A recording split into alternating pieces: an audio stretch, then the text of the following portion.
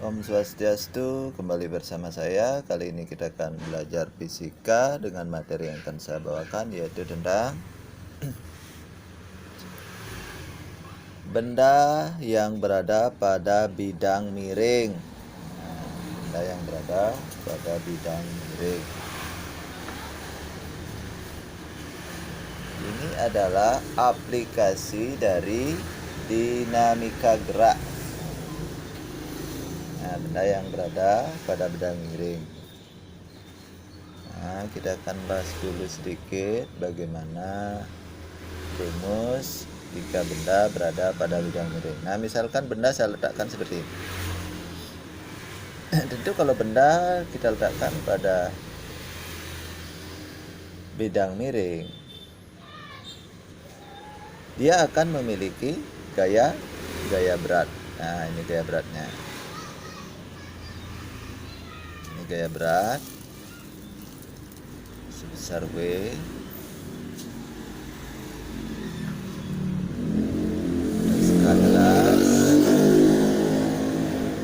Ini ada gaya normal. Berikutnya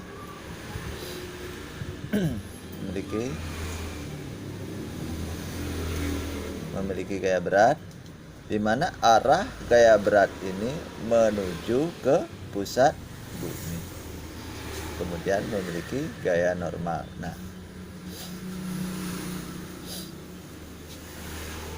Yang arah berikutnya yang arahnya tegak lurus bidang, yang arahnya nanti tegak lurus bidang, ada gaya begitu. Saya letakkan seperti ini.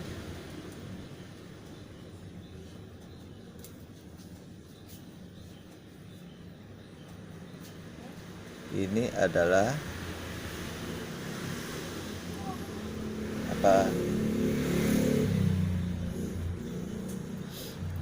gaya X. Saya simbolkan dengan Fx yang bekerja pada bidang miring. Di sini ada F, Fy. Seperti itu. Nanti kita akan mencari gaya yang bekerja pada Fx dan Fy.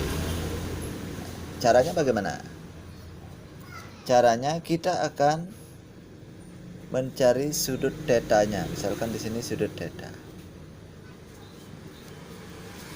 Kita akan cari sudut theta yang seletak. Tapi sebelumnya kita harus ketahui dulu di mana seperti yang kita ketahui bahwa dalam sebuah segitiga penjumlahan ketika sudutnya besarnya 180 derajat dengan sudut ini, yang siku-siku ini tentunya berapa? 90 derajat. Kalau di sini 90 derajat, penjumlahan antara sudut ini dengan ini harus mestinya berapa? 90 derajat supaya dia menjadi 180 derajat. Misalkan di sini saya letakkan 30 derajat. Di sini berapa? Harus 90 ya. 60. Saya letakkan ini 60, di sini 30. Dengan demikian karena di sini besarnya, ini besarnya tadi 90 derajat dia siku-siku, penjumlahan dengan ini juga 90 derajat, maka di sini besarnya berapa? 90 derajat dikurang theta. Seperti itu dia. Selanjutnya untuk dapat kita menentukan rumus.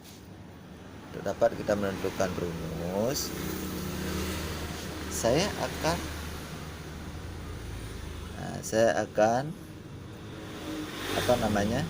kita tentukan dulu sudut yang seletak nanti, sudut theta yang seletak dengan theta itu. Sudut yang seletak dengan theta ini, di mana koordinatnya ini saya pindahkan dulu. Koordinatnya saya pindahkan ya. Misalkan tadi koordinatnya begini deh. Ini ada gaya berat. Terus di sini ada Fx-nya ya. Ini tentunya ini sampai ke sini ya. Ini fx, di sini ada fy.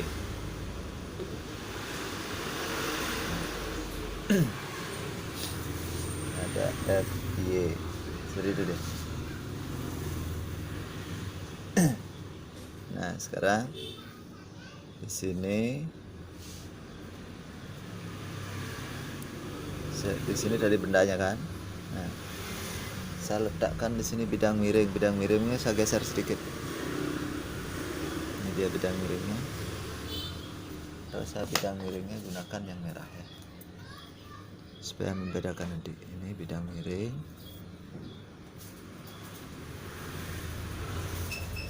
Bidang miringnya. Nah, sedemikian. Siku-siku di sini tetanya. Di sini sudut besarnya berapa tadi? 90 derajat kurang theta. Sorry. Itu dia. Nah. Bidang miringnya di situ, di sini dengan fx, di sini f y-nya. Jika saya hubungkan ini, ya gambarnya seperti itu. Itu dia ya. Nah, sekarang siku-sikunya di mana? Kalau dia gambar seperti ini. Ini dia segitiganya sekarang. Ya. Segitiganya di sini dia. Segitiganya di sini. Nah, ini dia segitiganya. Kalau segitiganya seperti ini, siku-sikunya dia di mana?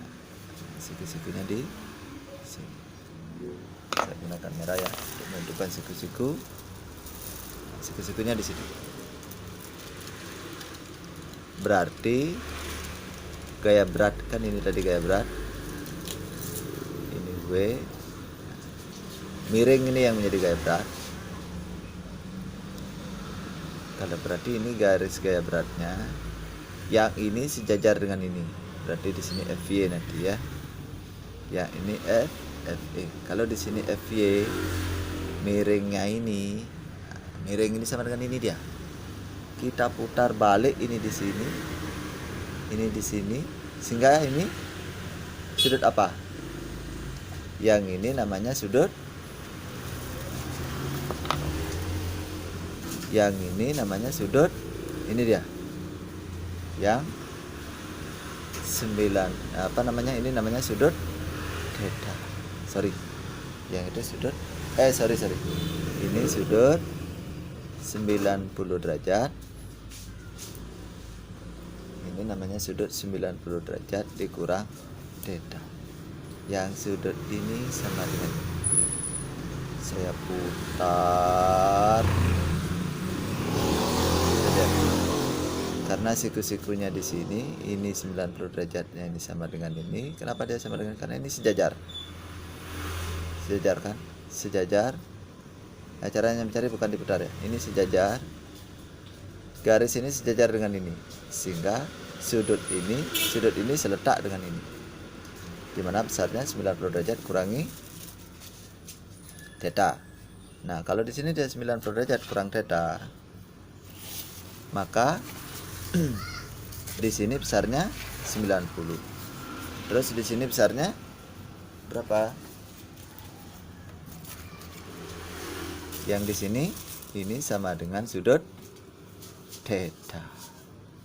Itu dia sekarang. Nah, sudah seperti itu. Untuk lebih memperjelas gambar, sekarang gambarnya ini saya pindahkan. Ya. Dari segitiga yang seperti ini, kan begitu tadi gambarnya. Tidak salah begitu ya? Begitu ya? Nah, yang seperti itu, ini saya putar sekarang ini 90 derajat dikurang theta. Yang ini thetanya, saya buat dia lurus. Saya buat dia tarik begitu sehingga bentuknya begini jadi. Nah, di sini theta lurus. di sini seperti itu. Nah, seperti kita tahu tadi, yang garis ini adalah fx. Ya berarti ini fx. Ini dia fx-nya jadinya ya. Yang ini adalah W, miliknya W ya, garis W. Jadi di sini miringnya W. Yang ini dia sejajar dengan ini. Karena dia sejajar berarti dia ini miliknya F, Y. Sehingga di sini menjadi yang ini F X, yang ini F Y, miringnya W. Ini besarnya 90 derajat kurang theta. Nah, jadi bentuknya seperti itu kalau kita pindahkan. Nah, dari bentuk yang seperti ini kita bisa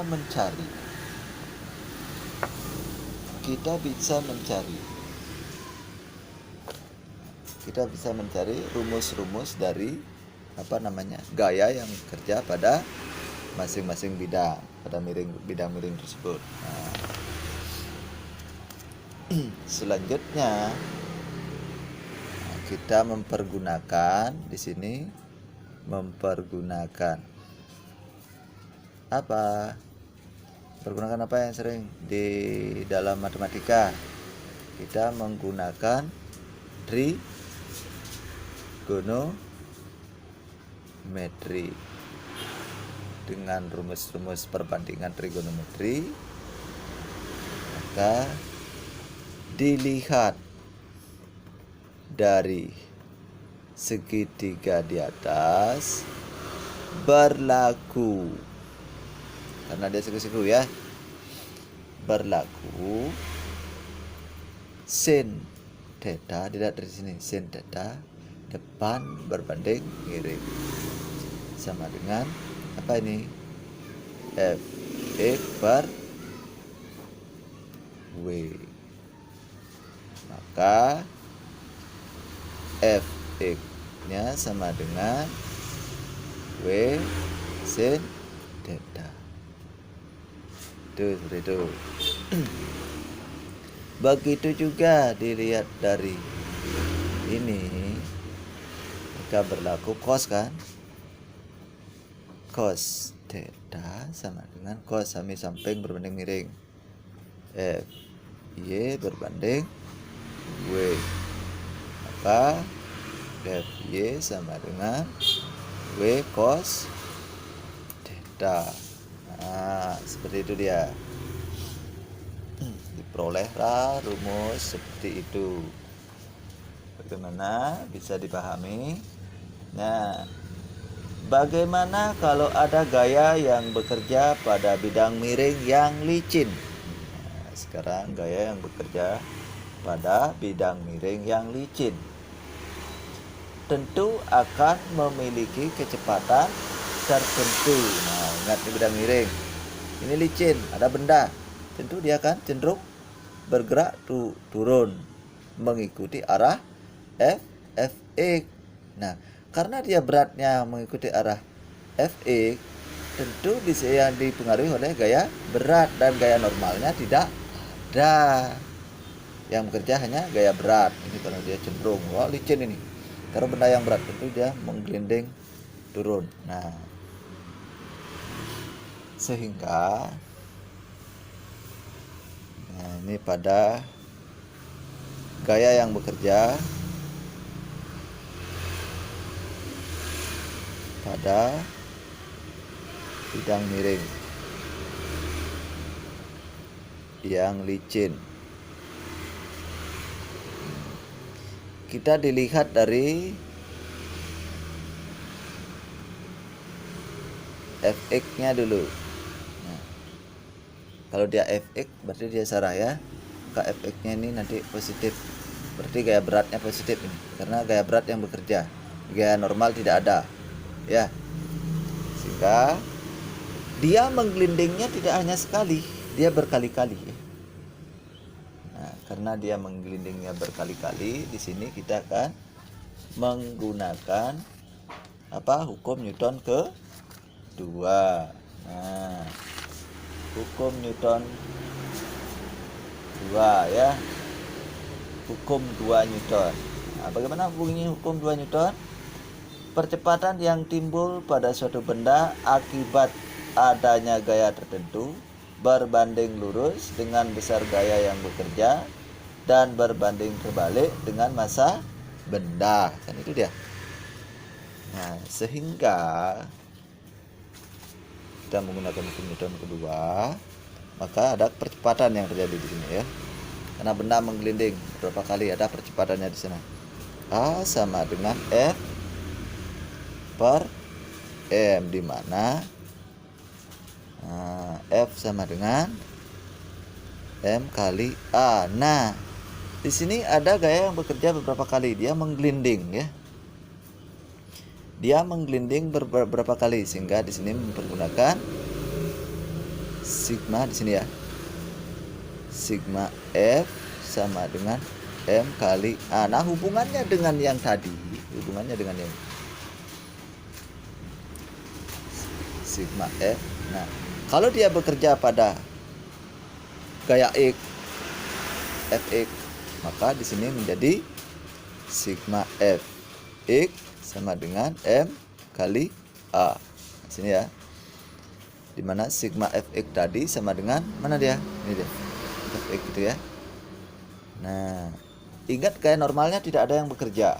Karena tidak ada gaya normal yang bekerja, maka usahanya positif ya. Dia hanya gaya berat yang bekerja. Usahanya positif. Sehingga W, kenapa gaya normalnya tidak bekerja? Bendanya langsung menggelinding turun, tidak ada gaya ke atas lagi. Karena bendanya berat, menggelinding turun. Bidang miring ini searah dengan Fx, menggelinding dia mengikuti Fx ya. Maka mengikuti Fx, usahanya ada, usahanya yang bernilai positif ya. Sehingga W sin theta sama dengan M kali A. Nah, ini dia. Jadi persamaan yang akan digunakan. Nah, terus bagaimana nanti kalau seandainya dilihat dari Fy. Nah, dilihat dari Fy. Nah, kita sekarang perhatikan gambar itu. Dari Fy-nya di sini. Ada tak pengaruhnya dia di Fy? Karena benda langsung menggelinding. Karena tidak ada pengaruhnya, maka dia cenderung dipengaruhi oleh gaya normal. Dia agak terangkat ke atas sedikit. Nah, di sini hampir dia tidak berpengaruh. Sehingga usaha yang di Y ini tidak ada. Sehingga usahanya bernilai negatif dan terdapat gaya normal. Sehingga di sini sigma dari sini dia kan F, karena kita berbicara F ya, Fx, sekarang Fy, sigma F Y sama dengan M kali A, dimana sigma Fy yang dipengaruhi oleh gaya normal ini menjadi N dikurang. Nah, usahanya kenapa dia negatif? Nah, karena gaya berat hampir tidak kena dia, karena ini tidak berpengaruh gaya gaya pada Y-nya hampir tidak berpengaruh dan tidak ada hubungannya. Ya. Kecepatannya berapa? Kecepatannya nanti bernilai 0, sehingga menjadi apa dia?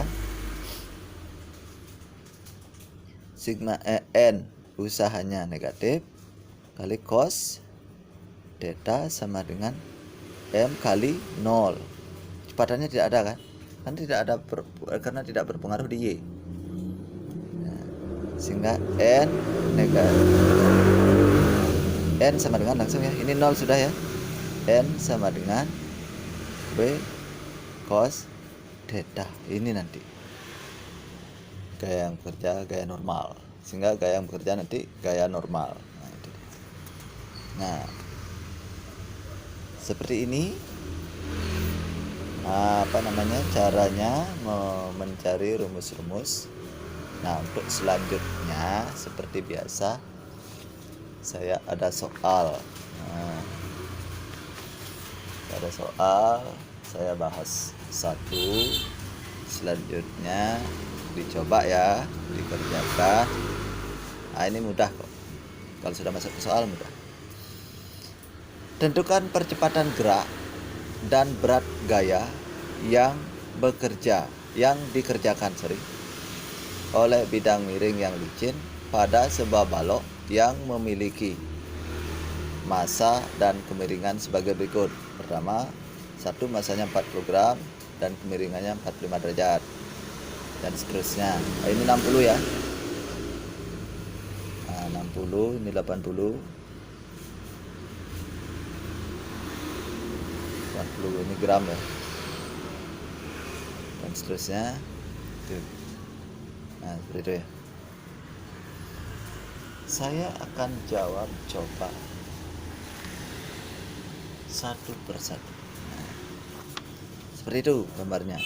Dia ini kemiringannya sudah tidak ada. Ya. Sudah. Saya akan jawab.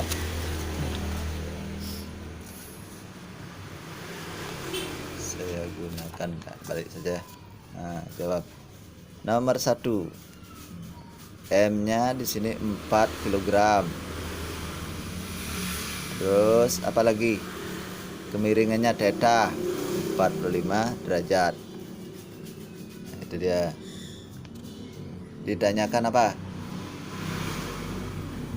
Ditanyakan tentukan percepatan gerak benda dan besar gaya. Berarti ditanyakan A Fx, terus di sini gaya normal ya. Nah, ini kalau gaya normal kita gunakan Fy nanti untuk mencari gaya normal. Gaya normal itu ya yang dicari. Nah, sudah. Nah, kalau sudah, kita sekarang coba untuk mencari A, karena rumus apa? Untuk mencari A, tentu kita harus di sini yang belum diketahui apa? Belum diketahui W, gaya beratnya ya. Cari dulu W. Nah, ingat, jika gerak benda, nah, seperti kemiringan yang tadi. Ini benda ini masanya 40 kg. Diletakkan di sini. Dia bergerak. Tentu kalau dia bergerak diletakkan di sini, dia diam atau bagaimana? Ada gaya lain tak yang berpengaruh selain gaya berat? Ada. Gaya apa? Gaya gravitasi. Dimana kalau gravitasi tidak diketahui, maka besarnya 10 Newton. Gravitasi ya, percepatan gravitasi yang bekerja 10 gravitasi itu besarnya 10 meter per sekon kuadrat. Nah, di sini cari W sama dengan apa dia? M kali G. M kali G. Ya, W sama dengan 4 kali G nya karena tidak diketahui 10. W sama dengan 40 Newton. Itu dia. W. Nah, dari sini baru kita bisa mencari A ya. A. Nah, di mana A ini kok bisa mencari percepatannya. Ya, kita lihat lagi gambarnya. A, di mana letak A? Nah, percepatan dia turun, dia searah dengan Fx. Nah, karena dia searah dengan Fx, misal arah bidang